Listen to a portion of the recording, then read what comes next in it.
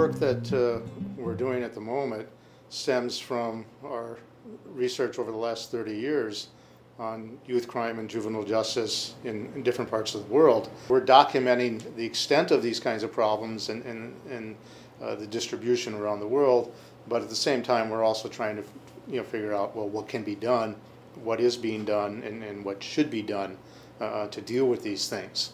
We realize that juveniles and children are probably the most victimized segment of the human population. And stemming from that, we've delved into a whole variety of different areas that we're now putting together in a massive study. The victimization of children is one of those areas that we all know about, and everybody realizes it, but it's very easy to ignore.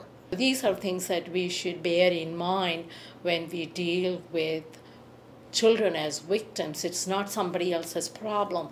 It is everybody's problem. People from well-developed countries who have the money and who are well-to-do are the ones who are tourists in places like Thailand, Cambodia, Goa, in India, wherever it might be, who go for sex with children or sex with anybody, but particularly with children.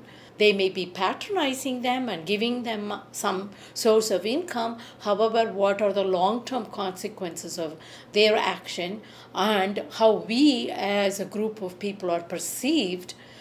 We don't want to continue to be ugly Americans. Street children are both abandoned and the ones who have run away from home or have been ejected from home from family or adults who were in charge of them. Street children often tend to get other ailments because they are constantly out on the streets, either working or sleeping or playing with their buddies because the fumes from all the vehicular traffic that is such an integral part of third world that hangs in the air, or the pollution in America and West Europe. Street children get picked up by the police because they're street children. They haven't necessarily committed a crime.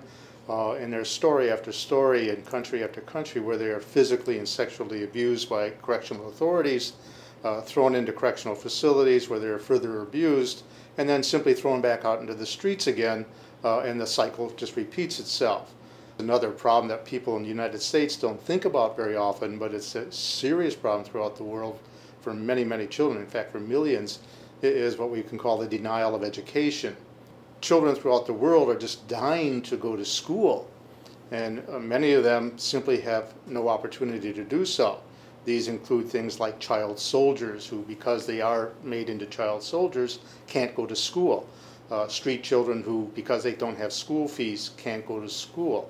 Other children who are exploited as laborers because they're working can't go to school. There's a global effort to educate children, at least at the primary level, not secondary. And there are efforts to ban child soldiers, and there are efforts to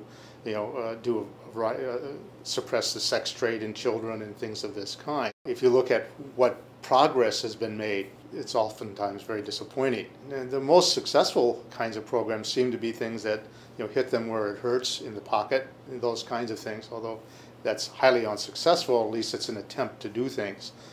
So we're documenting the extent of these kinds of problems and the distribution around the world, but at the same time we're also trying to figure out, well, what can be done, what is being done, and what should be done to deal with these things. And to some extent, things are happening.